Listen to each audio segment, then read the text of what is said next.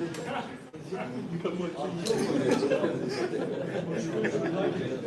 oldu? Herkes oturdu, coşku. Sen müsaade. Gel ayarla gel. Ha şimdi tecrübeye bak. Tecrübeye bak. Bak tecrübeye bak.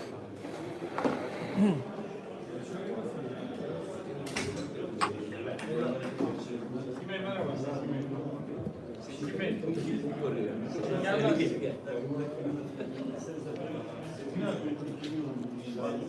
Değil mi? İlk maç mı? Yok. Son maç. Biraz duyuyor musun beni? Evet. Abi duyuyor musun beni? Duyuyorum. Dört tane.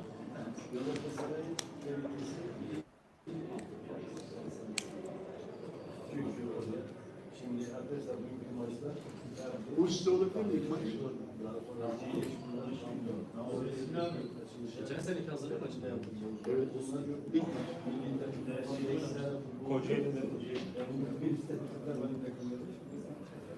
Muhalif değil mi orada? Hoca geldi. Şimdi 4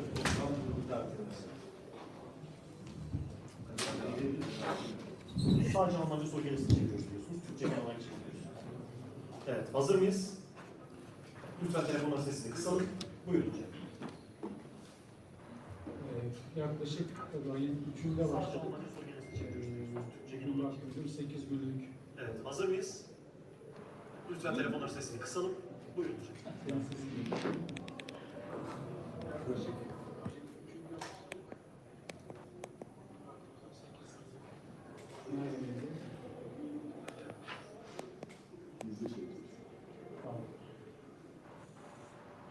Evet, tekrar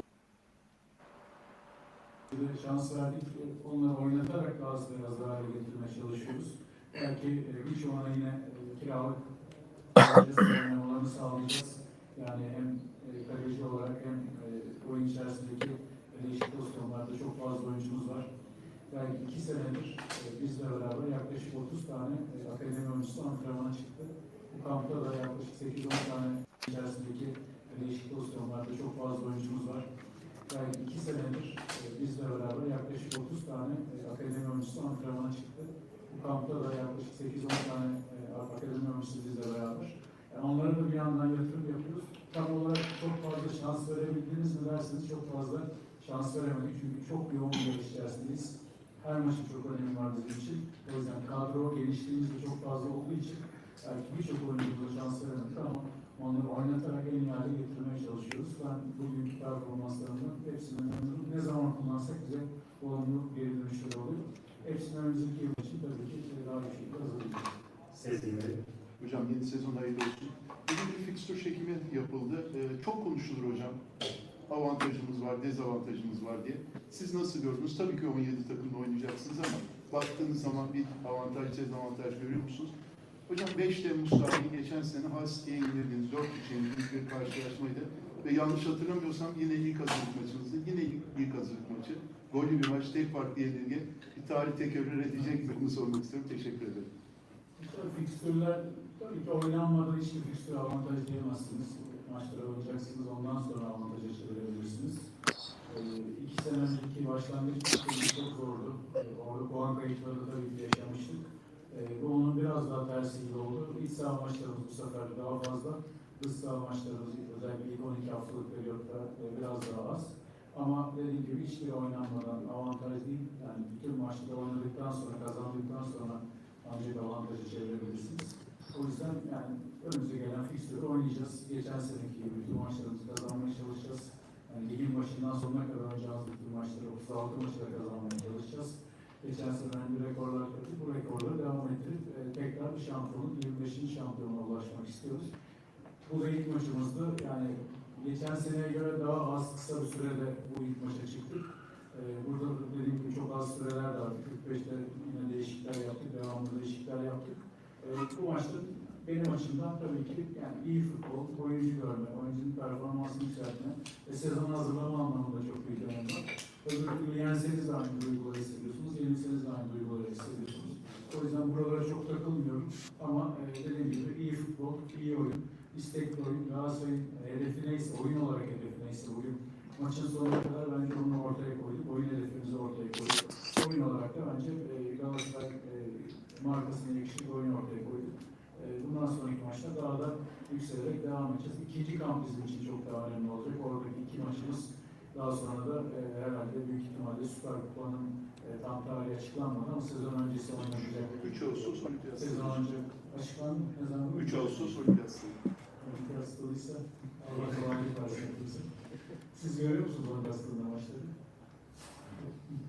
Herkese birer dürbün o zaman. Bir alıp ben sağ kenarında sahaya gidip gelene kadar arada 1 dakika geçiyor. Bazen geri dönerken bakıyorum bir pozisyon geçmiş, başka pozisyon başlıyor. O yüzden ben çok istemiyordum ama herhalde en kolaya gelen yer Olimpiyat Stadı. Beşiktaş'ın da isteği Olimpiyat Stadı'ydı. Ben çok istemedim ama Beşiktaş'tan da istek gelmişti. Öyle seçmiş, öyleyse olsun. 3 Ağustos başlayacağız. Hayırlısıyla dediğim gibi 2 takım da 2 tane iyi takım, 2 tane büyük takım ve kadro olarak çok önemli 2 takım burada da bir araya gelecek.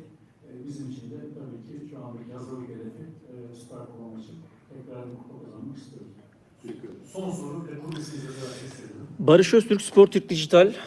Hocam hayırlı olsun yeni sezonunuz. Avusturya bu arada. Hocam günümüz futbolunda duran toplar çok önem arz etmeye başladı.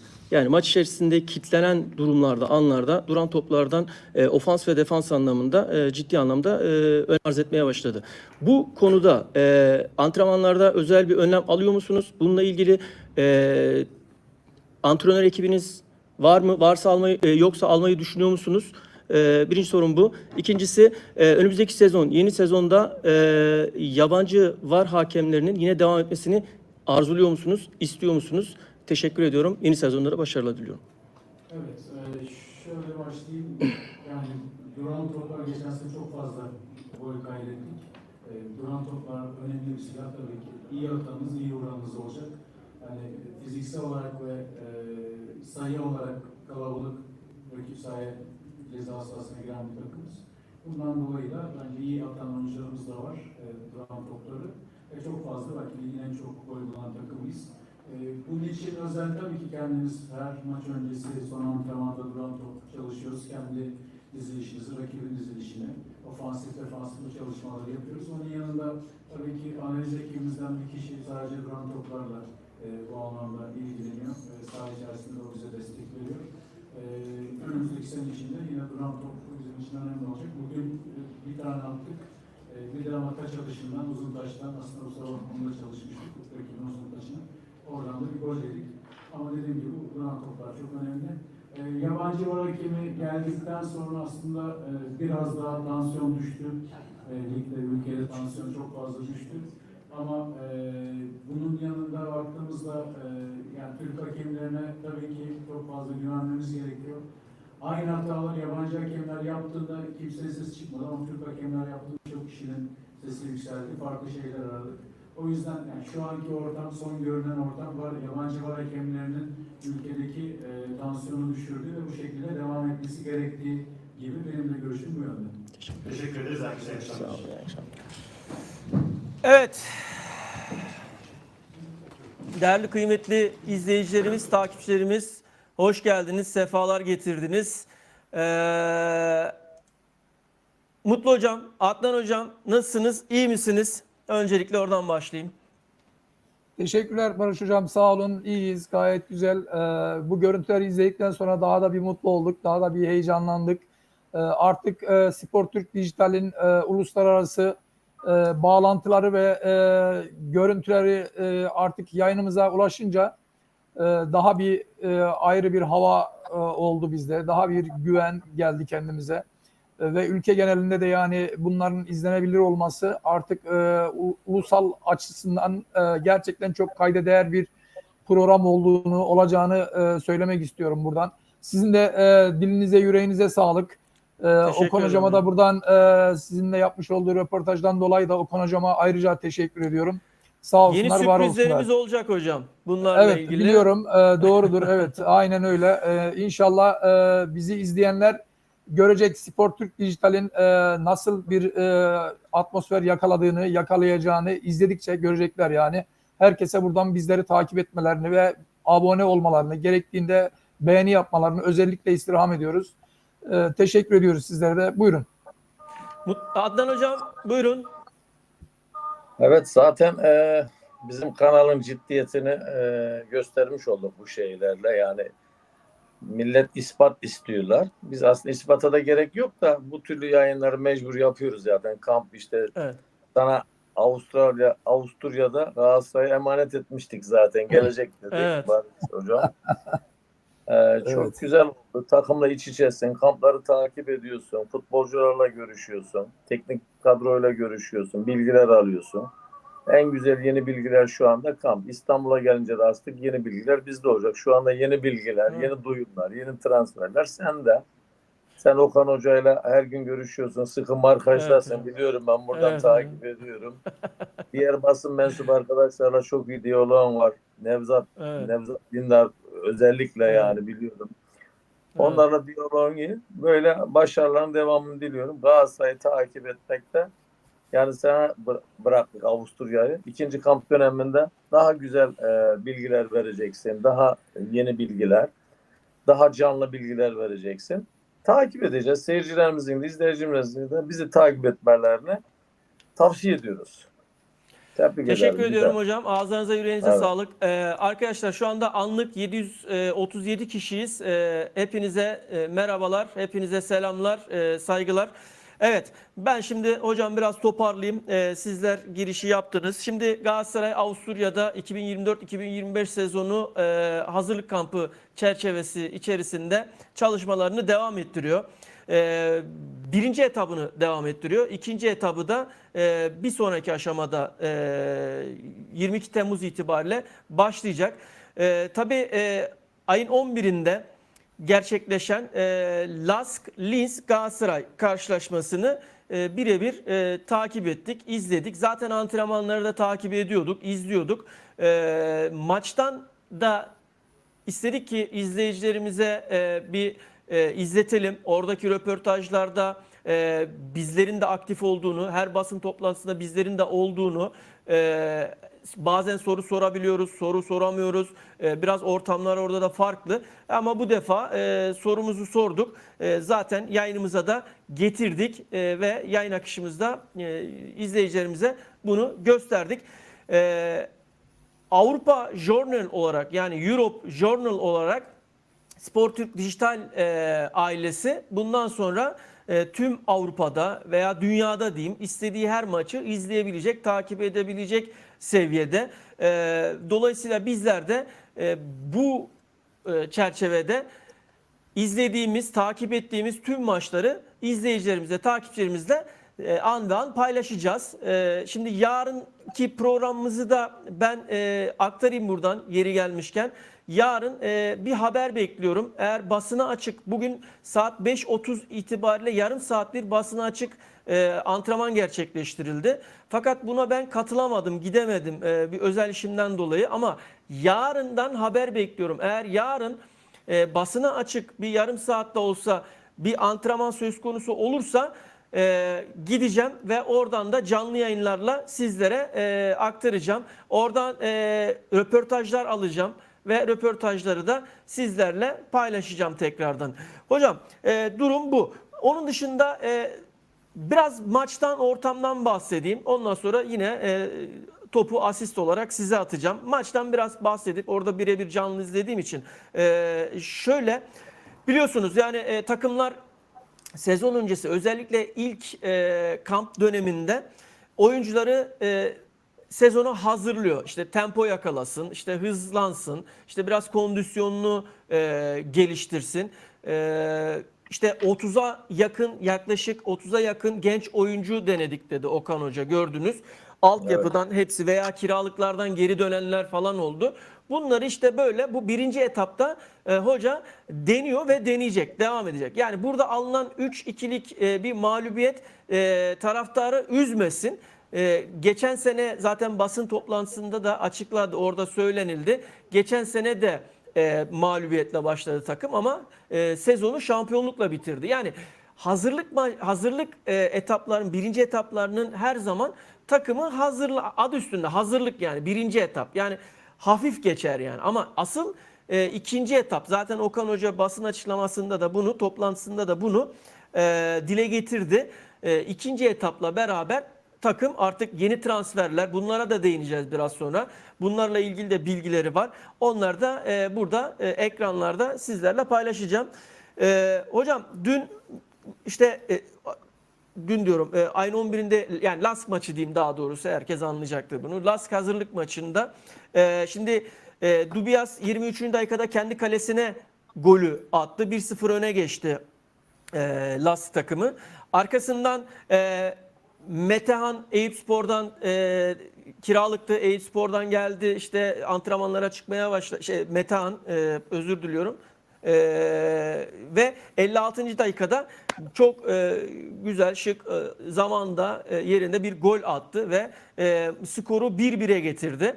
Arkasından 64. dakikada Lucas Copado durumu 2-1'lik 2-1 öne geçirdi kendi takımını, Lask takımını. Daha sonra yine 71. dakikada Metehan durumu skorladı ama arkasından 3 dakika sonra da Musa Kone durumu 3-2'ye getirdi ve maç 3-2'lik skorla kapandı. Tabii şimdi basın ordusu oradaydı. Yani Galatasaray'ı takip eden basın ordusu hepimiz oradaydık ve maç öncesi ve sonrası da birçok notlarımızı aldık. Bunları şu an yayınımızda sizlerle paylaşacağız. Ben tabii sözleri biraz da hocalarıma, Adnan Hocam ve Mutlu Hocam'a da bırakmak istiyorum. Daha sonra ben araya parça parça gireceğim. 859 kişi olduk şu anda toplamda izlenme. Arkadaşlar 896 olduk. Hızla ilerliyor, yükseliyor. Bize vermiş olduğunuz, göstermiş olduğunuz destek için çok teşekkür ediyoruz.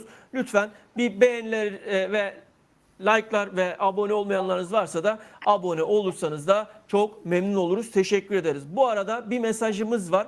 Bunu da yine şöyle ekrana getireyim. Pardon, özür diliyorum Adnan Hocam. Seni de şöyle yaparsak.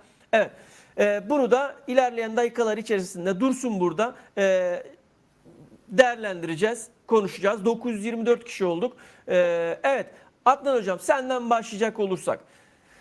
Galatasaray'ın 2024-2025 sezonu öncesi hazırlık kampı çerçevesi içerisinde izlenimlerin, takiplerin, senin İstanbul'dan bakış açın neler? Şimdi ben biraz Avusturya'ya yani biraz sonra değineceğim ama sizler oradan ne görüyorsunuz? Neler var ajandanda?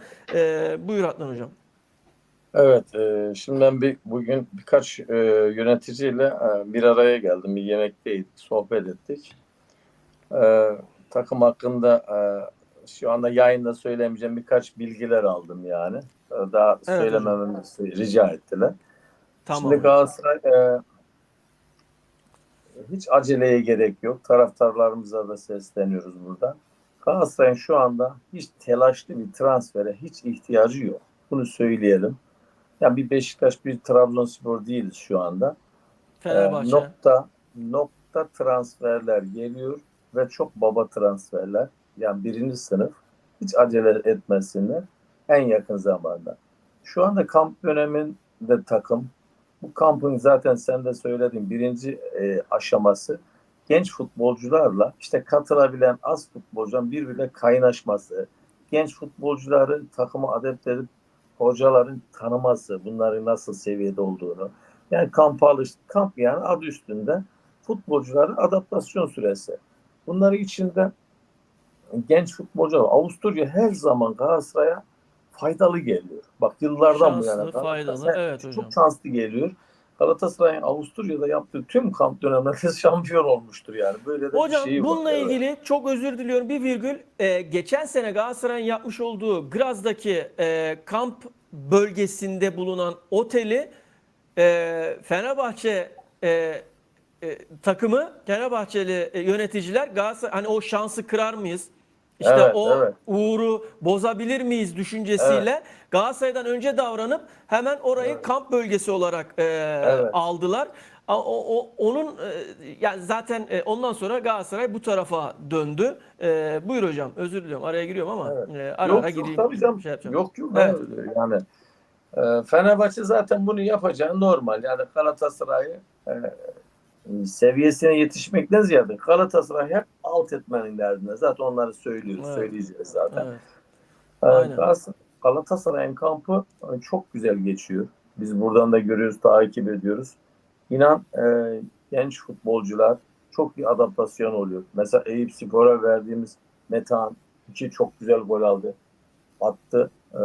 Gerçekten Galatasaray şu anda stoper sattığı an Metehan Galatasaray'da kalmalı.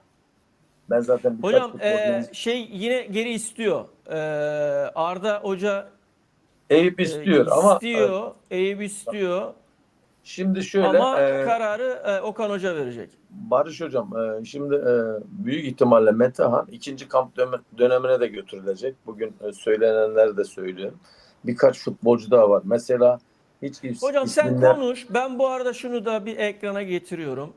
mesela şimdi hiç isimler var. Burada sesi kısabilirim. Çok şey değil. Buyur hocam. Şu anda mesela hiç bahsedilmeyen bir 10 numara transfer edildi. Osmanlı Spor'dan. Evet hocam. Sıraşan Naz. Gerçekten müthiş bir oyuncu. Tüm izleyicilerimizin ileriki zamanlarda izleyeceği bir futbolcu olduğuna inanıyorum ben. Sıraşan Naz. Bunu da not alsınlar. Osman 1299 Osmanlı Spor'dan aldık onu. 10 milyon lira karşılığında. Bu çok iyi yani. Çok ayaklarına çok hakim bir futbolcu. Galatasaray bence en iyi yerlerinden birisini aldı. Bunu da söyleyeyim. Metehan gibi. Mesela Eyüp Yıldız takımda tutulmak isteniyor. Çok iyi bir yani orta saha futbolcusu. Güçlü fiziği var.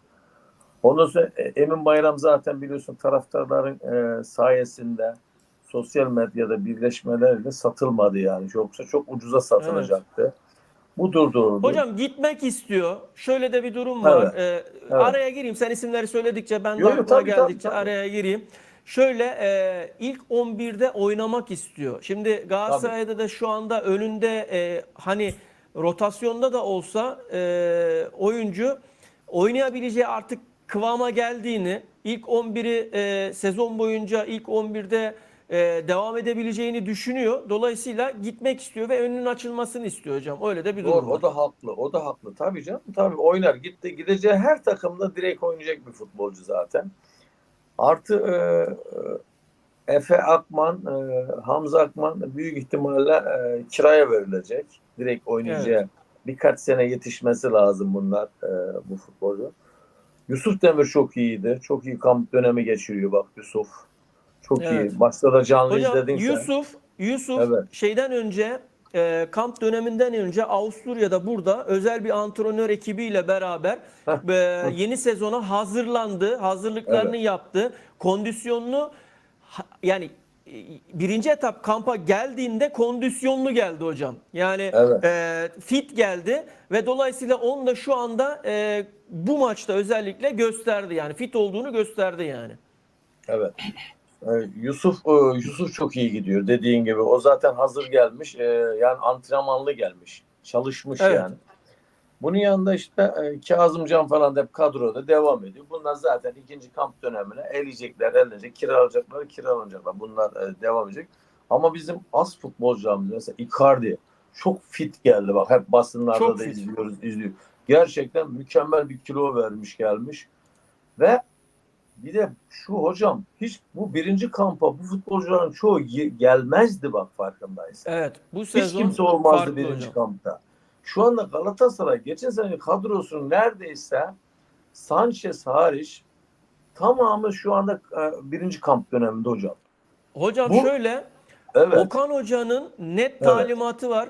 Tam az kadro için söylüyorum bunu. Tam kadro olarak birinci etaptan itibaren sizi kampta görmek istiyorum dedi. Yani talimatını oyunculara verdi. Ona göre hazırlanın ve yeni sezona bu şekilde gelin dedi. Yani kamp tarihinde herkesi kampta görmek istiyorum dedi yani.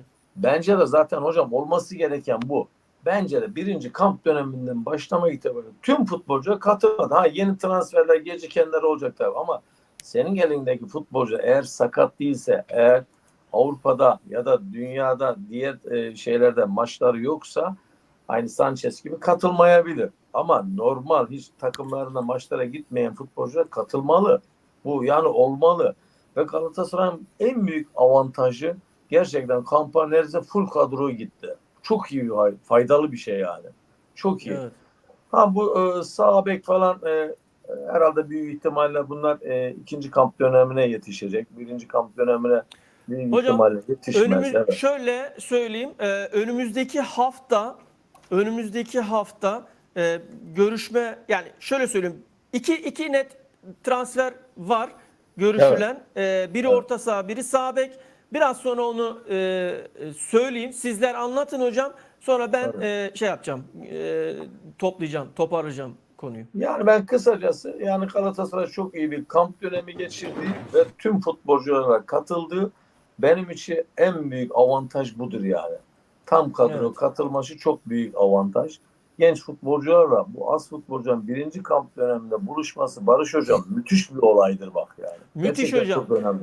Müthiş bir olay yani. Şöyle de bir Çok durum var. önemli. Şimdi kamp döneminde şunu da gözlemliyoruz hocam. Tecrübeli oyuncuların kampta olup daha acemi oyunculara abilik yapma görevini üstlenmesi, işte oyun anlamında, işte takıma Tabii. kaynaşmaları anlamında kamp süreci çok eğlenceli geçiyor hocam. Müthiş eğlenceli geçiyor. Tabii. Harika Müthiş. geçiyor. Evet, şen şakrak, yani şu Zaha bile Galatasaray'ın antrenmanlarda gülen yüzü oldu hocam. Yani Batshuayi mesela sanki takımda Evet. 10 yıldır oynuyor gibi. Evet hocam, müthiş Zaha çok antrenmanlarda. iştahlı. Evet. Evet, müthiş antrenmanlarda şeyler. Hocam şöyle, Perviz Kurbanov hoş geldiniz, sefalar getirdiniz. Fanatik Galatasaraylı Temir hoş geldiniz, sefalar getirdiniz. Hepsine tek tek cevap vereceğiz. An itibariyle 990 kişi izliyor bizi. Arkadaşlar rajon gereği bir beğeni yaparsanız seviniriz. Yayınımızda elden ele dolaşmış olur. Böylece teşekkürler. Buyur Adnan Hocam. 1000 olduk Evet, yani hocam, buyur. Kısaca şimdi Mutlu Hocam'a da pas atacağım. Yani Evet. ben çok beğendim. İstediğim bir kamp dönemi geçiriyor şu anda. Bu zamana kadar bu yıldız futbolcu hiç birinci kampa katılmazdı Barış Hocam farkındaysa. Evet Hiç hocam, katılmazlardı. Geçen sene mesela hep Ağustos ortalarında, Temmuz sonunda falan katılmışlar. Hep tarihlere bakıyoruz. Bu sefer ve fit gelmeler. Mesela bir Icardi'nin çok böyle fit gelmesi. Mertens'i çok beğendim. Bak maçta Mertens maşallah Müthiş. yani aynı Müthiş bıraktığı hocam. yerden devam Müthiş ediyor. hocam.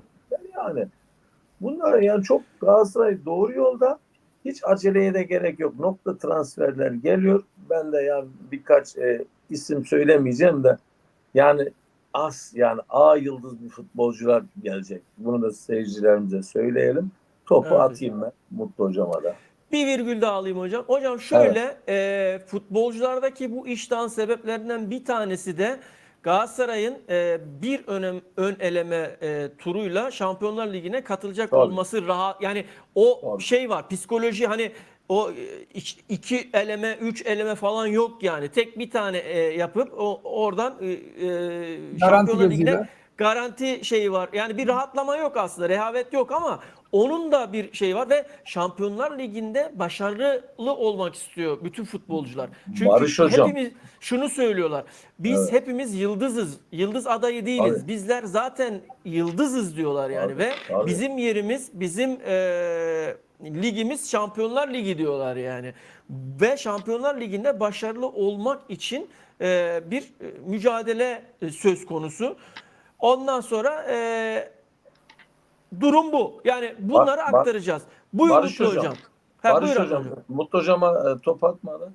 Okan Hoca'nın ve futbolcuların kafası çok rahat bak. Çok Evet rahat. Bu hocam. çok önemli bir şey. Çok rahatlar. Bu çok Suat Yıldırım, hoş ekstrem geldiniz bir olay. yayınımıza. Hepsine tek tek değineceğiz bugün. Yayınımız içerisinde, çerçevesinde hepsini dile getireceğiz. Buyur Mutlu Hocam. Evet, öncelikle Galatasaray 2024-2025 sezonu hazırlıklarıyla ilgili kendilerine ve takım adına yöneticilere, teknik heyete, futbolculara hepsine başarılar diliyoruz buradan. Galatasaray hazırlıklarına 3 Temmuz 2024'de İstanbul'da başladı. İlk etap çalışması kampı için 8 ve 18 Temmuz tarihleri arasında Avusturya'nın Geimberg bölgesinde yapacak. Şu an devam ediyor kamp dönemi. Birinci etap kamp dönemi. İkinci etap kamp döneminde ise 22-27 Temmuz tarihleri arasında yine Avusturya'da İrtnik bölgesinde yapacaklar. Evet hocam. Hazırlık dönemi boyunca takım fiziksel kondisyonlarını artırmak ve taktiksel çalışmalarını yapmak üzere yoğun bir program uygulayacak Okan Hoca bunlarla ilgili. Bu kamplarda yeni transferlerin takıma uyum süreçlerinin hızlandırılması ve mevcut oyuncularının form durumlarını gözden geçirilmesi amaçlanmakta. Yine yeni sezona güçlü bir başlangıç yapmak isteyen Galatasaray futbol takımı hazırlık maçlarda planlayarak takım oyununun ritmini ve uyumunu artırmayı hedefliyor. Bu arada maç esnasında yeni gelenlerle önceki kadroların birbirleriyle uyum süreçlerini görme açısından sürekli oyuncu değiştirerek bunları kaynaştırmaya çalışılıyor bir nevi. Bu süreç teknik direktör ve ekibinin oyuncu performanslarını detaylı bir şekilde değerlendirmelerine de olanak sağlayacaktır. Ayrıca Galatasaray'ın transferleriyle ilgili konuşmak istersek Okan Buruk zaten ilk başta kendisi 2 yıllık bir sözleşme imzaladı. Akabinde Fenerbahçe'den Michy Batshuayi'yi kadrosuna kattı. 3 yıllık sözleşme imzalandı. Yine bunlarla ilgili ayrıca fiyat para konusuna girmek istemiyorum.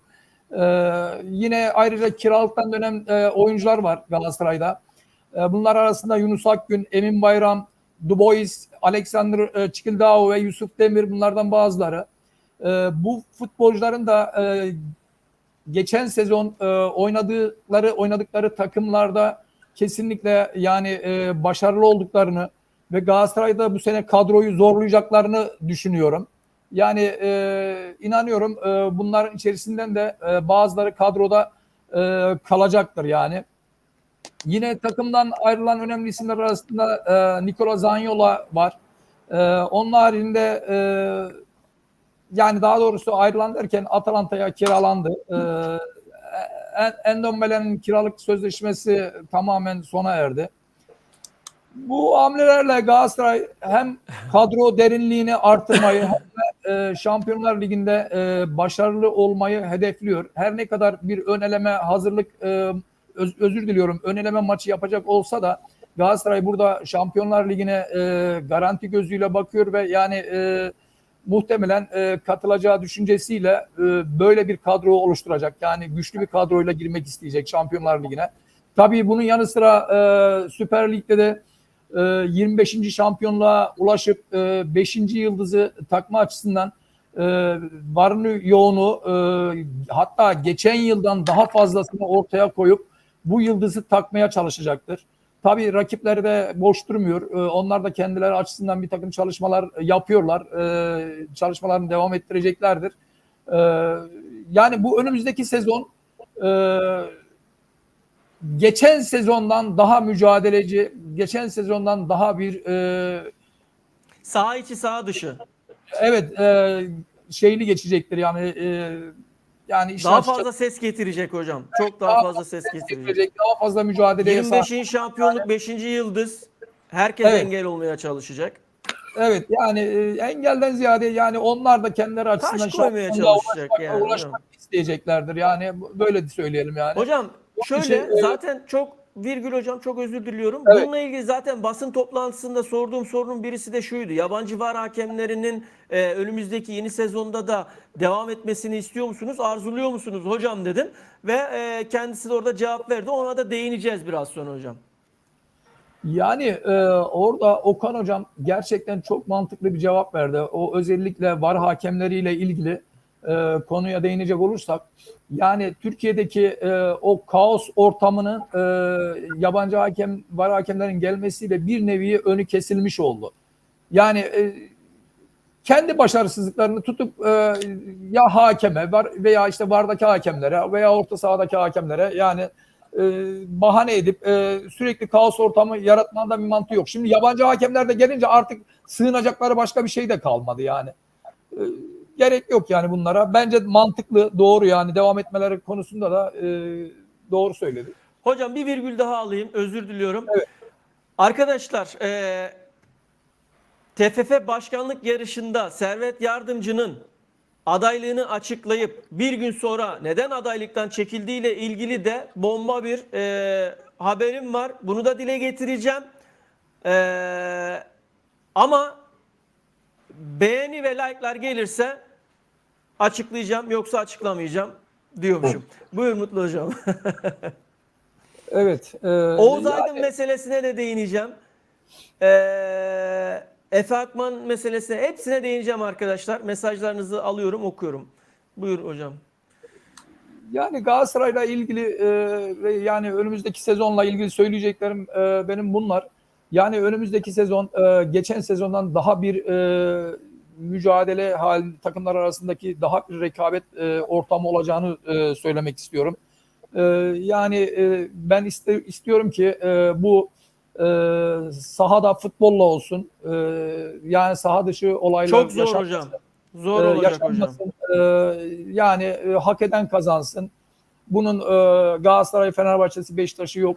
Yani gerçekten kim hak ediyorsa şampiyonluğa o ulaşsın. Yani burada kesinlikle düşünmek istemiyorum yani. Farklı iş, yani farklı şeyler içerisine giren kulüp veya insanlar bunun cezasını muhakkak çeker yani. Yani hocam şu an bile başladı. Transferlerle ilgili Galatasaray'ın önüne taş konulmak isteniyor. evet. Bununla ilgili Adnan hocamın elinde çok ciddi şey var. İstihbarat var, bilgiler var. İsterseniz bununla ilgili de kendisine bırakalım, o anlatsın. Evet. Yani Fenerbahçe Spor Kulübü'nün başkanının artık yetkililerinin, işte Acun Ilıcalı falan gibi isimlerin Galatasaray transferlerine, yurt dışındaki hamlelerini, ne gibi durumlarını, yani neler olduğunu, ne yaptıklarını, daha doğrusu işin haberi Adnan hocam da kendisinden biraz sonra talep edeceğiz. Ben şimdi Mutlu hocam, devam edeceğin, anlatacağım bir şey var mı şimdilik? Şimdilik bunlar yayın içerisinde tabii ara ara gireceğiz yani. Peki. Bırakabiliriz. Evet. Teşekkür ediyorum. Arkadaşlar 1024 kişi anlık şu an izleyicimiz var. Arkadaşlar rajon gereği ara ara tekrar ediyorum. Lütfen yayınımızı beğenip abone olmayanlarınız da varsa abone olsa seviniriz. Galatasaray haberlerini, Türk futboluna dair tüm gerçekleri, arka bahçeyi burada yayında sizlerle tüm sezonlar boyunca birlikte anlatacağız, aktaracağız. Bilinmeyenleri anlatmaya gayret edeceğiz. Bilinenleri herkes biliyor zaten, ama bizim farkımız bilinmeyenleri sizlere anlatmak olacak. Arkadaşlar şimdi Oğuz Aydın meselesiyle başlayayım. Suat Yıldırım diyorum ben ona. Öncelikle yayınımıza katıldığınız için çok teşekkür ediyorum. Perviz Kurbanov Oğuz Aydın meselesini sormuş. Şimdi şöyle, Oğuz Aydın meselesini aşağı yukarı 2 ay önce falan Alanyaspor Başkan Yardımcısıyla, ismini vermeyeyim, bana kalsın ismi lütfen, yaptığım birebir görüşmede, yani oturduk beraber çay içerken birebir görüşmede şunu söyledi.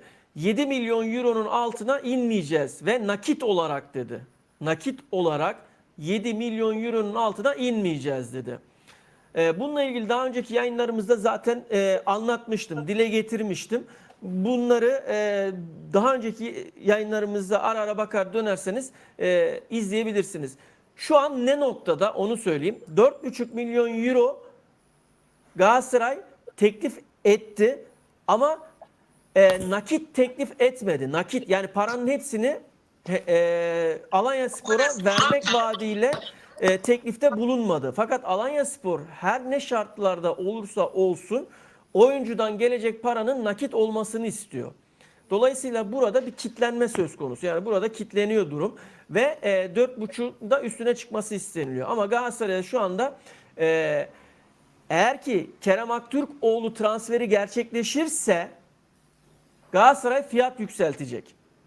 Biraz da Kerem Aktürkoğlu'nun gitmesini bekliyor Galatasaray. Ve dolayısıyla eğer Kerem'den gelecek bir para, nakit akışı olduğu anda ne yapacak? Oğuz'a 1 milyon daha arttıracak işte. Böyle 1 milyon arttırmayı düşünüyor. Oğuz Aydın'la durum bu. Bugün de zaten ya baştan beri öyleydi zaten. Fenerbahçe devreye girdi Oğuz Aydın'la ilgili. Ya bugün girmedi yani. Bugün devreye ilk kez girmiş gibi bir algı oluşmasın sizlerde. Ta ki sezon sonundan itibaren Oğuz Aydın'la Fenerbahçe ve Galatasaray ilgileniyordu. Fakat Oğuz Aydın ve artı Ajax. Ajax da ciddi bir şu anda takım. Dolayısıyla Galatasaray, yani oyuncu Galatasaray'ı istemesinden dolayı önceliği Galatasaray'a verdi Alanyaspor. Yani dediler ki Galatasaray kulübü bir elini açsın. Nasıl bir teklif sunacak, neler yapacak. Şimdi Galatasaray'la görüşmeler tıkanma noktasına gelince Alanyaspor tarafından yani 4,5 milyonda tıkanınca ne oldu? Fenerbahçe şu söyledi Alanyaspor yetkilileri. Sizin de teklifinizi görebilir miyiz? Devreye girdi, görüşülüyor falan filan. Ama şurada Oğuz Aydın meselesinde Ajax gerçeğini asla ve asla unutmayalım. Ya Galatasaray Türkiye'de olmazsa da Ajax bir tık daha öne geçecek. Çünkü neden? Ajax'la yapılan görüşmelerde paranın tamamı Oğuz Aydın için paranın tamamı Alanyaspor kulübüne verilecek yani. Tamamı taksit falan istemiyor yani Alanyaspor. Bizim paraya ihtiyacımız var. Biz de transfer yapmak istiyoruz diyorlar yönetim ve biz transfer parasını nakit istiyoruz diyorlar. Oğuz Aydın meselesi bu arkadaşlar. Yani şu an itibariyle mesele bu. Şimdi onun dışında 8 numara. 8 numaraya biraz sonra değineceğim. Geleceğim Suat Yıldırım. Hayat Boş, hoş geldiniz, sefalar getirdiniz. Oğuz 5 para etmez demiş. Ya tabii herkesin kendi görüşü ama şöyle bir durum var. Galatasaray'da şimdi biz Türk halkı olarak her şeyi çok iyi biliyoruz. Yani siyasetten anlamayanımız da siyaseti çok iyi biliyoruz. Spordan anlayamayanımız da sporu çok iyi biliyoruz. İşte yemekten anlamayanımız da yemeği çok iyi biliyoruz. Her şeyi biliyoruz yani. Dolayısıyla bence şunu yapmamız lazım. Galatasaray'ın ekibine, profesyonellerine güvenmemiz ve inanmamız lazım. Yani bakın bir Marcao'yu biliyorsunuz değil mi? Marcao'yu aldığımızda Portekiz Ligi'nin sonuncusu bir takımdan getirdi scout ekibi. Marcao'yu ve sonra üzerine Sevilla'ya satış yaptı ve para kazanıldı bu oyuncudan. Galatasaray'a geldi, direkt Luyendama ile beraber çok ciddi bir katkı sağladılar defans stoper hattında yani. Bu tarz birçok oyuncu Galatasaray'a geldi. Dolayısıyla Oğuz Aydın da yerli statüsünde. Seneye yerli ne olacak? 12 mi? Hayır. Bence yine 14'te kalacak. Bunu da buradan söyleyeyim. Bununla ilgili de görüşmeler yapılıyor. Devam ediliyor. Dolayısıyla yine yabancı sınırı 14'te kalacak gibi de görünüyor. Başka soru ne var? Oğuz Aydın'a verdik. Barış Alper teklif var mı? Var. Barış Alper'e özellikle İngiltere'nin kalburüstü takımlarından sosyal medya hesaplarımızda da bunları paylaştık zaten. Bütün transferleri öncesinden sosyal medya hesaplarımızda da paylaşıyoruz arkadaşlar. Bütün sosyal medya hesaplarında varız bu arada. Arzu etmek isterseniz oralardan da bulup takip edebilirsiniz. Oralardan da paylaşıyoruz. Özellikle Manchester United elini yükseltmeye çalışıyor. Ama Galatasaray tok satıcıyı oynuyor. Yani Galatasaray Barış Alper'i satma gibi bir derdi yok yani. İlla ki satalım, edelim, aman şöyle böyle falan bir derdi yok. Ne zaman satacak? En yüksek teklifi kim getirirse, Galatasaray'ın istediği teklife yakın veya o teklifi kim getirirse o takım oyuncuyu alacak arkadaşlar. Yani Galatasaray Barış'a çok ciddi teklifler var. Birçok özellikle İngiliz kulüpleri şu anda başta Manchester United olmak üzere Galatasaray'da Barış Alper'i ciddi anlamda istiyorlar, takip ediyorlar.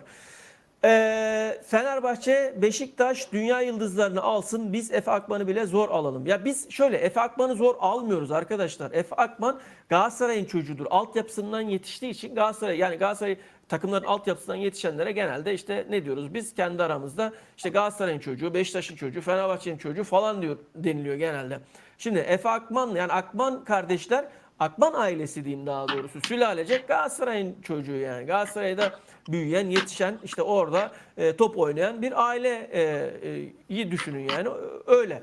Dolayısıyla hani Fenerbahçe, Beşiktaş dünya yıldızları alsın derken az önce Adnan Hocam zaten gereken açıklamayı da yaptı bu konuda.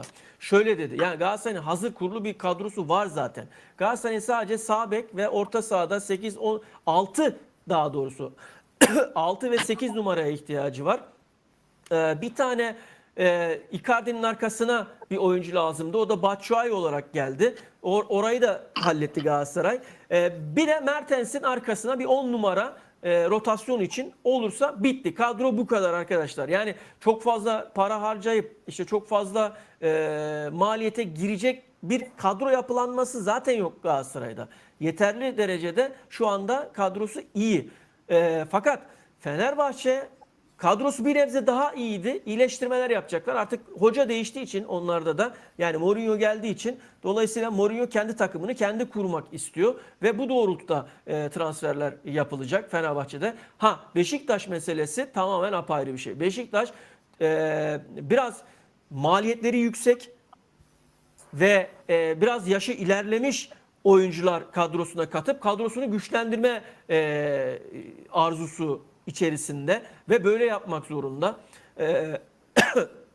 Rafa Silva olsun, işte Immobile olsun, işte defans hattında alınan oyuncuları olsun gibi daha birçok oyuncular da gelecek Beşiktaş'a daha. Yani şöyle söyleyeyim, Galatasaray şu an aslında hazır, sağ bek kesin olacak. Önümüzdeki hafta içerisinde bu da açıklanacak. Onunla ilgili şimdi biraz sonra Adnan Hocam'a da sözü vereyim şimdi. Biraz sonra onunla ilgili de ben yine konuşmaya devam edeceğim. Bu arada arkadaşlar 1029 kişi anlık izleyicimiz var. Arkadaşlar yayınımızı beğenip abone olmayanlar da varsa abone olursanız seviniriz. Zaten bundan sonraki süreçte tüm spor yani Galatasaray ile ilgili işte Fenerbahçe, Süper Lig, işte Avrupa Ligi, Dünya Ligi ne olursa olsun hepsinin içerisinde olacağız. Bunlarla ilgili an ve an sizlere aktarımlar yapacağız.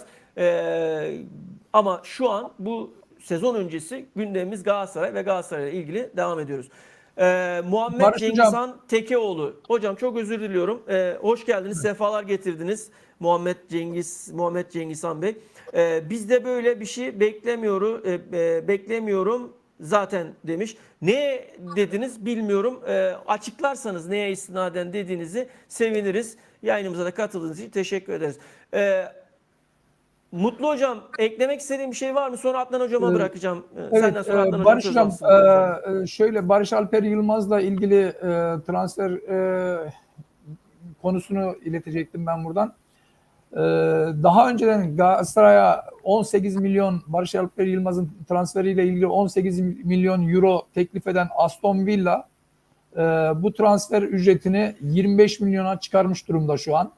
25 milyona yükseltti ve çok ciddi bir şekilde de Barış Alper Yılmaz'ı kadrolarına katmak istiyorlar. Bakalım göreceğiz. Evet, yani hocam. ilerleyen süreçte tabii Manchester United veya diğer takımlar falan Premier Lig'den Barış Alper Yılmaz'a çok ciddi teklifler var. Yani çok ciddi bir ilgilenme var yani öyle söyleyeyim. Aston Villa'da teklifini 25 milyon euroya yükseltti yani onu belirtmek istedim ben. Hocam Galatasaray tok satıcı dediğim gibi istenilen rakama kim getirip önüne koyacaksa Galatasaray'a zaten o noktadan sonra yapacak bir şey yok. Yani yeni sözleşme imzaladı ve serbest kalma maddesi var zaten orada. O parayı kim getirip koyarsa zaten otomatik olarak gidecek yani.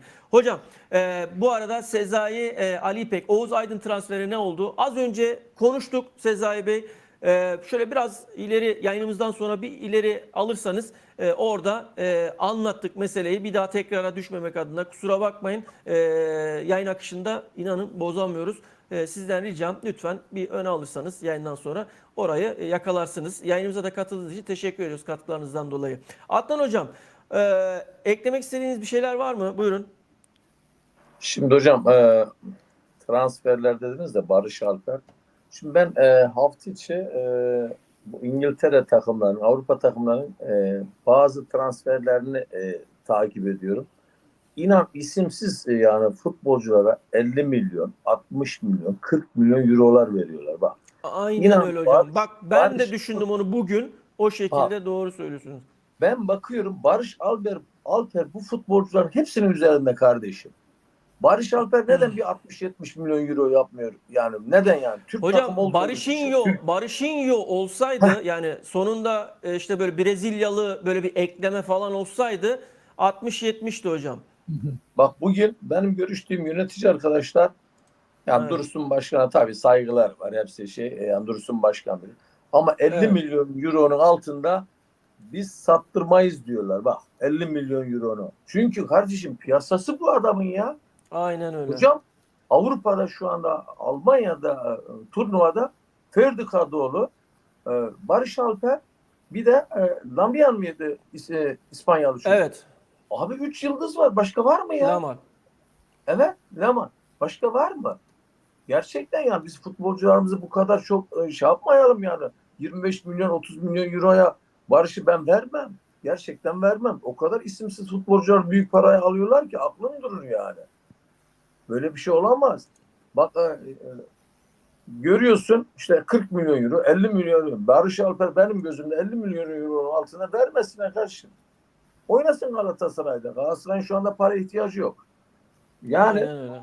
ben Galatasaray'da artık nasıl futbolcu transfer ederken artık 20-25 milyon euroların seviyesine çıktı Galatasaray Fenerbahçe futbolcu edeceği transfer değerler hocam. Çıta yükseldi. Şu anda 20-25 milyonluk futbolcular altında gelmiyorlar. Gelmek istemiyorlar Türkiye'ye. Türkiye'yi çok zengin kulüp, zengin olarak görüyorlar. Mourinho'nun alınması, bak isimli futbolcular geliyor. Rafa Silva'ya verilen paralar, Embolo'ya verilen paralar bunlar çok büyük paralar gerçekten. Bunu Avrupa görüyor. Bir de Galatasaray'a karşı az önce dedin zaten ben onu belki ilerleyen Hocam sen o bombayı bir söyle istersen. İzleyicilerimize fazla bekletmeyelim. O bilgi sende çünkü. Haber sende. Hocam şimdi Galatasaray yönetimi yetkiyi aldı Florya yönünden. Florya'yı ihaleye çıkarıyorlar. Bu ay içinde ihaleye çıkıyor. Florya projesi demek ne demek hocam biliyor musunuz? Belki izleyicilerimiz az çok fazla kavrayamamıştır. Türkiye'nin Real Madrid olacak Galatasaray. Bak çok büyük gelir elde edecek. Bunun için Galatasaray'ı çok engellemeye çalışıyorlar Avrupa'da. Yani bizim Türk takımları var içinde. Başta Fenerbahçe, Beşiktaş, Avrupa'da Galatasaray'ın her transfer... Menajerler aracılığıyla, oyuncuların Tabii, menajerleri aracılığıyla onu da söyleyelim hocam. Hem menajerler hem kulüplere baskı yapıyorlar. Galatasaray büyük proje peşinde, büyük paralar kazanacaklar ve Türkiye'de çıtasını yükseltiyor. Onun için Galatasaray'a ucuz futbolcu vermeyin. İşte istediği her futbolcu 2 katına çıkarın, 3 katına çıkarın diye teklifler yapılmış. Yapıldı. Bak bugünkü konuşmalarımızda bunları söylüyor arkadaşlar. Yani Galatasaray'a özellikle Galatasaray'a Avrupa'da tüm takımlara başta Manchester, Rennes gibi yani Avrupa, Almanya'da, Hollanda'daki Norveç, İskoçya, Danimarka'daki tüm takımlara Galatasaray hakkında bilgiler veriliyor. Baskı yapılıyor yani. Herkesin tabii kendine göre bir çevresi var. Galatasaray'ın çok büyük para sahibi olacağını, Bankalar Birliği'nden çıkacak, işte Florya projesi, Riva projesi bunlar hep anlatılmış hocam oralara. Hepsi anlatılmış. İnan Galatasaray'ı hiç çekemiyorlar. O kadar baskı var ki Galatasaray'a. Hepsi bir olmuş. Galatasaray'ı yani her şeyini engellemeye çalışıyorlar. Ama Galatasaray'a zaten gücü yetmez. Hiçbirinin gücü yetmez. Galatasaray'a sadece bunlar böyle lafta, sözdedir yani. Bunun haricinde ben hala diyorum hiç kimse acele etmesin. Galatasaray sağ gösterip sol vuracak Barış Hocam. Anladın mı? Sağ gösterecek. Sağ gösteriyor günlerden bu yana. sol vuracak. Onun için izleyicilerimiz ne demek istediğimi anlamıştır. Galatasaray kimsenin beklemediği, hiç yani belki Mourinho'yu bile silecek, yani şu anda gündemden silecek bir 10 numara bir transfer gelecek. Söyleyeyim yani. Şimdi arkadaşlar şöyle mesajları okuyorum ben. Şimdi bu arada yeni katılan arkadaşlar var. Mehmet Alpay. Hoş geldiniz, sefalar getirdiniz. Serdal Duran, hoş geldin, sefalar getirdin. Muhammed Bey yine soru sormuş. Sanchez meselesi var, onu biraz sonra... Everton çok ciddi bir teklif ile hazırlanıyor gelmeye Galatasaray'a. 25 milyon bandına çıkmaya hazırlanıyor. Ya arkadaşlar bir de şu var, şimdi Galatasaray'da şöyle söyleyeyim. Paralar yatıyor. Yani yatmıyor diye bir şey yok. Yani bunların hepsi speküle. Yani basında işte birisi bir bomba haberi yapıyor. Onun arkasından herkes işte sürü psikolojisi gidiyor. Galatasaray'da parası yatmayan oyuncu yok. Rahat olsun Galatasaray taraftarı. Herkes parasını çatır çatır alıyor. Şimdi ne demiş? Öncelikle iyi yayınlar demiş Muhammed Cengizhan Tekelioğlu. Kadromuzda eksik olan bölgeler belli. Sağ bek, orta saha ve fırsat transferi 10 numara 3 oyuncu gerekiyor. Bu bölgeler belliyken Köln ile alakalı dava gelince bir ayaklanma oldu diyor. Ve bu eksikler giderilmez. Avrupa başarısı gelmese bu yönetim büyük ihtimalle gider diyor. Ya şimdi şöyle Köln meselesinde de herhangi bir sıkıntı yok ya, problem yok. Yani ayaklanacak, edecek, böyle paniğe girecek, sizin hani öyle okuduğunuz işte size aktarılan falan şekilde bir durum söz konusu yok arkadaşlar. Gayet her şey kontrol altında, sıkıntı yok, problem yok, transferler de gelecek. Sadece sorun şu arkadaşlar. Şimdi mesela Doué transferinde tam menajer tam anlaşıldı. Kulübü tamam, görüşebilirsiniz. Kulübü tamam, artık oyuncuyla görüşebilirsiniz. Onu ikna edebilirseniz transferi gerçekleştirebiliriz. Veya menajerini ikna edebilirsiniz, transferi gerçekleştirebiliriz. Oyuncunun kendisiyle de görüşmeler olumlu geçti. Fakat menajeri noktasında tıkanmalar oldu. Ne tıkandı mesela? Sürekli değişik değişik isteklerle yönetime geliyor. Mesela bir gün bir şey istiyor, ertesi gün görüşme yapılma esnasında görüşürken başka bir şey daha istiyor. Sürekli böyle anlamsız isteklerle Galatasaray yönetimini meşgul ediyor. Dolayısıyla Doué transferi illaki orada mı olacağız? Yani orada mı kalacak Galatasaray'ın transferi? Orası mı yani? Hayır. Alternatif transfer isimlerde sağ bek için var zaten. Hiç paniğe gerek yok.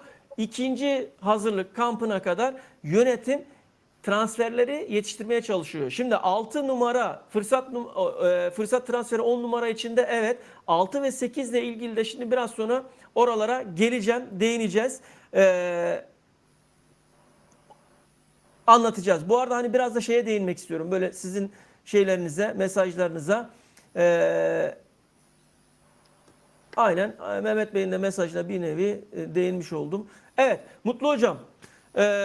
Buyur hocam. Yani bir de defansta Stones ismi geçmişti. Onun da herhalde pek ciddi bir konu olmadığını söylemek istiyorum. John Stones'un biraz sadece transfer haberleriyle ilgili meşguliyet oldu diye düşünüyorum yani. Hocam menajerler de gazetecilere çok para veriyorlar. Mesela çok para verip de işte bu ismi yani yazın, çizin, öne çıkarın, işte speküle edin. Anladın mı? Yani Galatasaray'la adı anılıyor, ismi çıkıyor. Hop arkadan bir bakıyorsun işte X başka bir kulüple anlaşmış. Yani pazarlıyorlar oyuncuları yani. Evet. Bilinmeyen çok şey var. Buyurun hocam. Yani söylenebilecek şeyleri söylediniz Barış Hocam. Tabii ilerleyen süreçte yeni isimler ortaya atılacaktır. Sizin söylediğiniz gibi özellikle sağ bek. Hocam listeler hazır hocam. Tabii Hepsi tabii hazır. yani tabii hazır. Yani bunlar konuşulacaktır. Bakacağız, zaman gösterecek bunların hepsini. İyi transferler olacağını düşünüyorum ben şahsen yani. Peki hocam şimdi şöyle transferleri madem değindik ben şöyle devam edeyim. Oğuz Aydın meselesini anlattık yayınımızda. Ali Veli hoş geldiniz, sefalar getirdiniz. Wendel anlaştı mı diye bir soru sormuşsunuz. Wendel Porto'dan 30 yaşında. Ya şöyle Wendel'le ilgili şu an bir girişim yok. Yani herhangi bir şey yok bize gelen. Hocam bugün yani dün akşam gece yarısı diyeyim daha doğrusu Okan Hoca'nın ajandasından McTominay çıktı hocam. Okan Hoca'nın ajandasından bugün Çok istiyorum, bugün çok dediğim istiyorum. gece yarısı, dün gece yarısı sabaha karşı bir de Okan Hoca ajandasını açtı ve McTominay ismini şeye verdi transfer komitesine ve bugün de apar topar oyuncuyla görüşüldü. Hatta bir kesim teyitli değil, yanlış anlaşılmasın, oyuncunun Bodrum'da tatil yaptığı yönünde de bir bilgi var ama teyit ettiremedim daha. Onu şey yapamadım. O yüzden burayı net söylemiyorum. Yanlış algılanmasın lütfen. Görüşmeler devam ediyor Manchester United'la. Oyuncuyla da temasa geçildi. Oyuncu da olaya sıcak bakıyor. Fakat şöyle bir durum var. Şimdi ada oyuncuları yani işte İngiltere olsun veya o bölgedeki oyuncular olsun adadan çıkmayı pek istemiyorlar hocam. Yani genelde hep o bölgede, o adada çerçevesinde oynamak istiyorlar. Dolayısıyla belki bu noktada oyuncunun tereddütleri olabilir. Ama eğer gerçekten Türkiye'de şu an tatil yapıyorsa ve Türkiye ortamını görüp işte o sıcaklığı hissettirebilirsek Galatasaray yönetimi veya artık transfer komitesi bunu hissettirebilirse oyuncunun belki bu anlamda fikrini değiştirebilir. Okan Hoca çok istiyor. Görüşmeler başladı. Evet, doğruluyorum buradan da. Dolayısıyla McTominay şu an Galatasaray'ın Torreira'nın yanında ileri gidecek, geri gelecek, geriyi de destekleyecek iki yönlü, çift yönlü bir orta saha şeklinde duruyor. Eğer oyuncuyla anlaşılırsa ikinci kamp dönemine de bu oyuncu yetiştirilecek. Buyurun hocam, söz alabilirsiniz. Siz devam edin, ben ara ara giriyorum yani. Kusura bakmayın, açıklamayı yapıyorum. Buyurun. Evet. Bu Hocam, arada buyurun Adnan Hocam. Yok tamam. Ben sadece şeyi söyleyecektim. Süper Kupa tarihi ve stat belli oldu. Beşiktaş'ta Evet hocam. oynanan Basın Süper toplantısında Kupa, konuşuldu bu da. Evet. Evet. 3 Ağustos Cumartesi saat 20.45'te İstanbul Olimpiyat Stadı'nda oynanacağı, Atatürk Olimpiyat Stadı'nda oynanacağı kesinleşti. Tabii o statla ilgili bir takım spekülatif... Okan Hoca istemedi. İstemiyordu evet, başından beri hocam. Evet. Aynen öyle bir konu var yani. Bakalım artık iyi oynayan kazansın diyoruz Aynen. yani. Ramanov yayınımıza katıldığınız, destek verdiğiniz için teşekkür ediyoruz. Sağ olun. Bu yönetim aynı geçen sene yaptığı işini yaparak isimleri sayıp bizde o var bu var diyor. Ya arkadaşlar bakın şöyle paniğe gerek yok. Şu an hiç panik yapmaya gerek yok. Her şey kontrol altında. Bir de öyle bir şey ki az önce söyledik. Yani Galatasaray kime el atsa ya menajerler ya kulüpler ya da başka birisi oyuncunun kendisi sürekli el yükseltiyor. Evet. Yani şu imaj verilmiş yani bütün artık veya kontak temas kurulduğu anda bu takımda para var. Bu takıma ücret yani bedavaya açıkçası tabiri caizse sizin anlayacağınız şeyde bedavaya gitmeyin daha fazla para isteyin. İşte senin ederin şu kadar yani gibi oyuncuların aklını çelme gibi bir durum söz konusu. Ama panik yok. Her şey çözülecek. Gelecekler var, gidecekler var. Daha henüz çok yeni yani öyle söyleyeyim. Dolayısıyla şey yapmaya gerek yok. Paniklemeye gerek yok. Galatasaray sevdalısı hoş geldin, sefalar getirdin. Yeni sezon yayınları başlamış, iyi yayınlar dedi. Sağ olun, teşekkür ediyoruz. Hoş geldin, sefalar getirdin. Evet, yayınlarımız başladı, transfer haberleri falan derken artık sezonu biz de açtık kampla beraber. Adnan Hocam. Evet. Şimdi bu Van Bissakka'yı istiyordu Manchester'dan Galatasaray sağ olun. Evet. 15 milyon eurodan bir aşağı inmediler hocam. Yükselttiler, Evet. yükselttiler. Şimdi 10 milyon euroya düşürdüler. Bak. Ama şu anda Galatasaray bekliyor onu. Yani atlamadı Galatasaray. Acele önce. yok hocam. Panik. Yani panik Bak. yapmadan Bak, temiz temiz Okan gidecek Hoca'nın- yani. Alacak. Okan Hepsini Hoca'nın- alacaklar hocam. Okan Hoca'nın en fazla istediği sağ bek oyuncusu Van Bissakka'ydı. 15 milyon eurodan aşağı işte bu paranız çok, siz zengin kulüpsünüz dendiği zaman 15 milyon euronun altında düşmedi Manchester United. Şu anda o rakamı 10 milyona düşürdü Galatasaray için. Ama Galatasaray şu anda atlamadı, bekliyor. Yani Galatasaray onu daha da alta almaya çalışıyor. 7-8 milyon, 6-7-8 milyon euroya düşürmenin peşinde tok alıcılık yapıyor. Burada çok akıllı davranıyor. Galatasaray farkındaysan başka futbolculara da yöneldi. Bunlar hep hocam sistematik şekiller bunlar. Nasıl bize oyun oynanıyorsa Galatasaray'da ikinci B planı C planını uyguluyor. Bunlar stratejik şeyler hocam. Bunlar çok önemli şeyler. Aynen öyle. Hocam Tabii. bu arada şöyle ekrana da getirdim. LASK Galatasaray hazırlık maçında Galatasaray'ın dünyaca ünlü taraftar grubu Ultra Aslan'da şovunu yaptı. Hepsine de gereken teşekkürü zaten maçtan sonra yaptık. Yine burada sizlerin de huzurunda teşekkür ediyoruz kendilerine. Sağ olsunlar, var olsunlar. Nerede Galatasaray maçı varsa cefakar taraftar grubu Ultra Aslan orada ve gereken şovunda taraftarına desteğinde gösteriyor. Kendilerine de yine teşekkür ediyoruz buradan. Mutlu Hocam buyurun. Evet, söylenebilecek transferlerle ilgili çok şey söyledik. Yani burada bir kafa karıştıran bir şey var Barış Hocam, onu belirtmek istiyorum ben. Icardi'nin eşiyle olan problemleri olduğu söyleniyor. Ayrılma noktasında olduğu gibi haberler çıktı. Yani Icardi'yi ne kadar etkiler onu da bilemiyoruz. Yani böyle bir durum söz konusu. Hocam o işte şöyle arkadaşlar teyitli değil bu söyleyeceğim. Yine yanlış anlaşılmasın. Tamamen kendi yorumum. Kendi düşüncem. Her sezon öncesi yani geçen sezon da aynısı oldu. Hep bir eşiyle bir problem ortaya atılıyor. Ben hani bunun çok büyüyeceğini, çok ilerleyeceğini zannetmiyorum. Sezon başlayacak hocam. Yine birlikte olacaklar. Yine normal hayatlarına devam edecekler falan. Biraz da böyle hani basınsal, medyasal işler falan da bu işin içerisinde. Hani böyle ciddi bir problem olduğunu falan ben düşünmüyorum, zannetmiyorum. Muhammed Cengizhan Tekeoğlu demiş ki peki menajer diyorsunuz. Beşiktaş bu kadar yüksek maliyetli oyuncuları nasıl indiriyor? Demem o ki menajerler yükseltiyor, deyimi de hafif geliyor diyor. Beşiktaş'ın önü açılıyor zaten.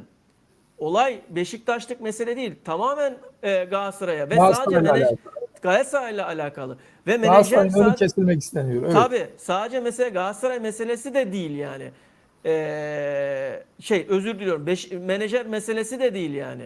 Birçok etken var. Ya kulübü devreye giriyor ya akrabası işte biri artık kontak kimle kuruluyorsa en son menajerine kadar olay gidiyor ve orada tıkanıyor iş yani. Ya bu hepsi için geçerli değil.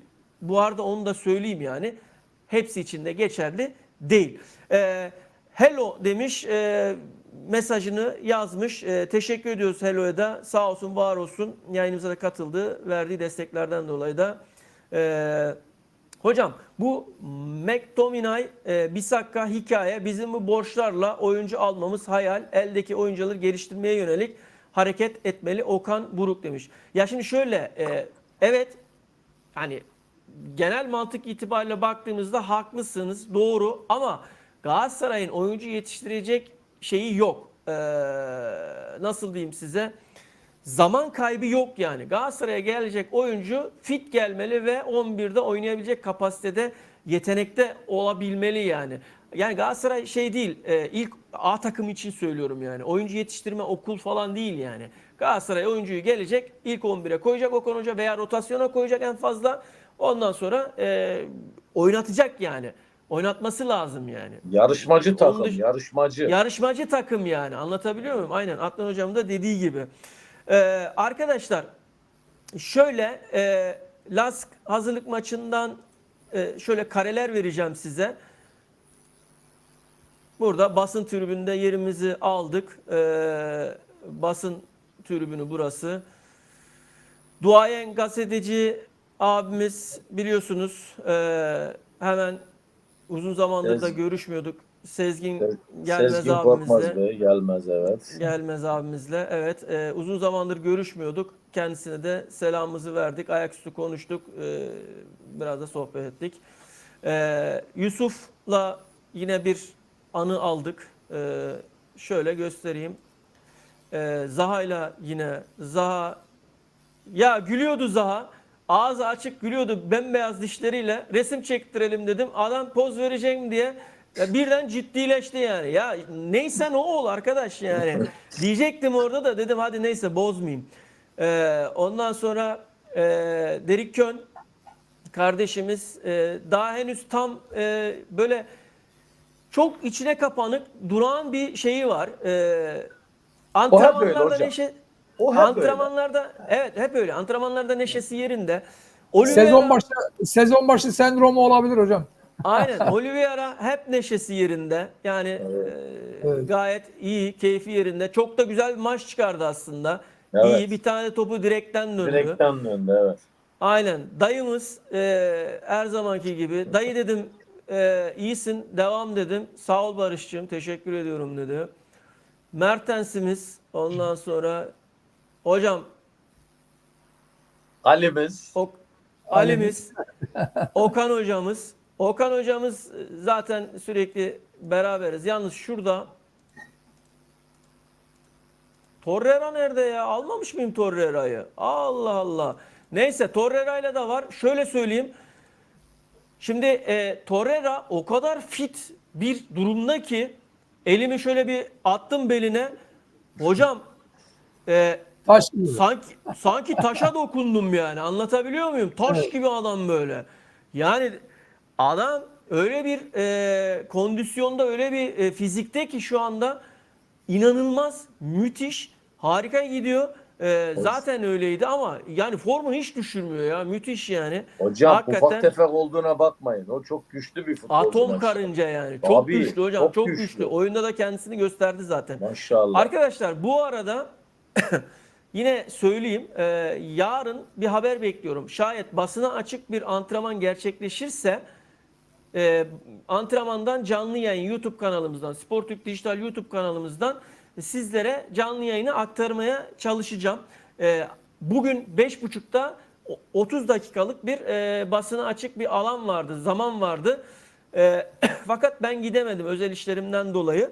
Ama eğer yarın haber geldiği takdirde gideceğim ve orada Sportürk Dijital olarak siz kıymetli izleyicilerimize birebir anlık orada antrenmanından kesitler izlettireceğim ve röportajlar da yapacağım. Barış hocam şöyle bir şey de olabilir. İzleyicilerimiz mesela sorman gereken sorular hakkında da bilgi verebilir Aynen. mesela. Heh. Aynen. Arkadaşlar Instagram hesabımıza girip Instagram hesabımızdan son yaptığımız paylaşımın altına soru sormak istedikleriniz varsa, sorularınız varsa aklınıza takılan, kafanıza takılan onları yazın mesaj olarak. Mantıklı olan bir tane soruyu oradan çekip alacağım arkadaşlar ve canlı yayında soracağım. Haberiniz olsun, bilginiz olsun yani.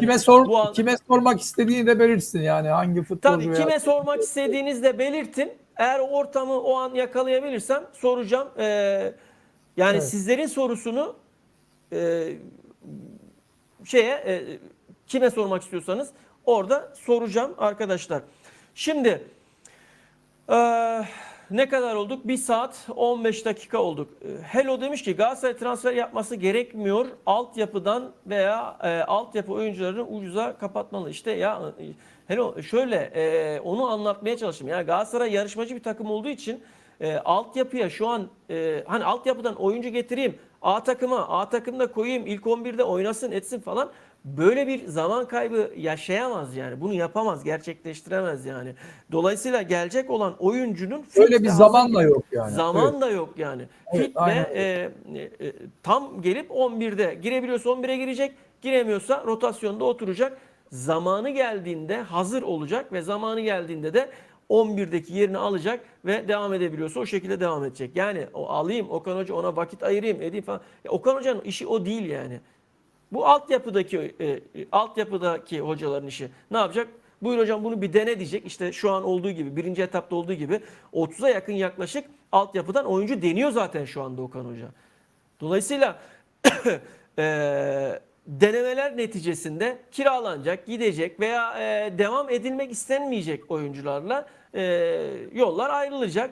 Artık onun planlamasını Okan Hoca yapacak. Arkadaşlar, rajon gereği son kez bir kez daha söylemek istiyorum. Muhammed Cengizhan Tekeoğlu, Sportif AŞ direktörümüz kimdir ve şu anda neredeyse Avusturya kampında mı yoksa oyuncu görüşmesinde mi? Haftaya bir planlama var mı? Yolculuk gözüküyor mu? Şu an İngiltere'de kendisi. Onu söyleyeyim. McTominay ile ilgili görüşmeler yapıyor. Arkadaşlar, yayınımıza gösterdiğiniz ilgiden dolayı teşekkür ediyoruz. Bundan sonra zaten olayın içerisindeyiz. An be an sizlere aktaracağız. Sizlerden ricamız yayınlarımızı beğenip daha fazla öne çıkmasını sağlarsanız hep beraber, hep birlikte bu işi gerçekleştireceğiz, yapacağız. Biz sizlerle beraberiz arkadaşlar.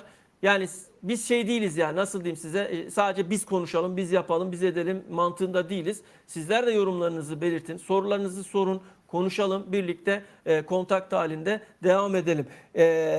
Yarın antrenmana eğer açık bir şey varsa haber bekliyorum. Durum varsa, basına açık bir durum varsa gideceğim oraya ve oradan canlı yayınımızı yapacağım. Spor Türk Dijital YouTube kanalımızdan ve birkaç röportaj gerçekleştireceğim. Ortam bulursam da sizin belki içerisinden sormak istediğiniz birisine denk gelecek. Varsa öyle sorularınız da Instagram'daki son paylaşımımıza sorularınızı kime yapmak istiyorsanız da sormak istiyorsanız da sorunuzu yazarsanız da altına oradan da devam edebiliriz. Ben toparlıyorum hocam. Sizlerin eklemek istediğiniz bir şeyler var mı? Barış Hocam, bu en son federasyonla ilgili iki adayın kaldığını belirtmek istiyorum. Burada federasyonla ilgili evet, ben Servet Başkan'ın çekildiğini, yani sadece Mehmet Büyükekşi ve Trabzon Spor eski başkanının adayı olarak kaldığını belirtmek istiyorum yani. Evet. Şöyle, o konuya da şöyle değineyim. Ya şimdi nasıl diyeceğimizi de bilemiyoruz açıkçası ama şimdi diyeceksiniz ki neden? Peki şöyle yapacağım. Bu konuyu üyelere özel olarak, yani YouTube kanalımızdan üye olursanız üyelerimize özel, şimdi canlı yayında değil de üyelerimize özel olarak bu konuyu açıklayacağım. Anlatacağım. Bunu da bu şekilde söyleyeyim. Şu an canlı yayında anlatmayayım ama ajandamda bununla ilgili de bilgilerimiz mevcut. Adnan hocam yayından düştü herhalde. Biz veda edelim hocam yavaş yavaş. Barış hocam bir şey daha belirtmek istiyorum. Buyurunuz. Son bir konu. Cenk Tosun'un Fenerbahçe'ye transferi gündemde, bu konuyla ilgili böyle bir haber düştü. Ne kadar gerçekleşir veya ne kadar yani olur bilemiyoruz yani. Öyle hocam bir durumda olasılıklar dahilinde evet olabilir ama Beşiktaş taraftarı ve camiası bu anlamda Cenk Tosun'a da ciddi anlamda, çünkü kaptanlığını, yani Beşiktaş'ın kaptanlığını yapmış bir oyuncu. Feyyaz'dan dolayı da biliyorsunuz zamanında Feyyaz da aynı şeyi yapmıştı ve Beşiktaş'ın, hani az önce dedik ya Galatasaray'ın çocuğu, Beşiktaş'ın çocuğu falan filan. Altyapıdan yetişmedi Cenk Tosun, ayrı bir mesele ama kaptanlığını yapmış bir oyuncu. Dolayısıyla Beşiktaş taraftarı, Beşiktaş camiasından ciddi anlamda oraya bir şey gelecek. Yani tepki gelecek Cenk Tosun'a. Ama Cenk tabii bunları görür mü görmez mi? Profesyonel oyuncu. Hayatını devam etmek zorunda bir şekilde. Dolayısıyla ona da hak vermek lazım. Ya da o da oynamak istiyor yani nihayetinde. Böyle de bir durum söz konusu. Muhammed Cengizhan Tekeoğlu Galatasaray İbrahim Hacı Osmanoğlu'na desteklemeleridir diyor. Büyükekşi'nin Türk futboluna verdiği zarar oldu. Ya şimdi şöyle arkadaşlar, bak çok kısa spoiler vereyim. Büyükekşi bir sezon daha kalabilir, tamam mı? Yani bir sezon daha kalabilir ama ondan sonra İbrahim Hacı Osmanoğlu veya işte sezon ortasında bir durum söz konusunda yeniden seçime gidip İbrahim Hacı Osmanoğlu tekrar gelebilir. Şimdi şu an onunla ilgili net bir şey yok ama Servet Yardımcı'yla ilgili geri çekilmesiyle ilgili ajandamda notum var ama onu da YouTube kanalımızda özel abonelerimize açıklayabilirim ilerleyen süreçte, dönemde. Burada canlı yayında açıklamayayım daha doğrusu. Arkadaşlar bize gösterdiğiniz destekten dolayı çok teşekkür ediyoruz. Sağ olun, var olun. Yine görüşeceğiz. Yine yayınlarda birlikte olacağız. Bizi izlemeye, takip etmeye devam edin. Kendinize çok iyi bakın. Yeniden görüşünceye dek hepinize iyi günler diliyorum. Sağlıcakla kalın. Herkese iyi geceler, sevgi ve saygılarımızı sunuyoruz. Hoşçakalın. Herkese iyi geceler. Hemen bir soru geldi. Şimdi kapatmayayım. Çağdaş Orhan. Barış Hocam sevgiler. Mutlu amcanın ellerinden öperim. Hayırlı akşamlar. Transfer Galatasaray ile ilgili olumlu haberlerini bekliyoruz demiş. Teşekkür ederiz. Çok sağ teşekkür olun. ediyoruz Çağdaş kardeşim. Çok sağ olasın. Sağ olun, var olun. Kendinize çok iyi bakın. Kalın sağlıcakla.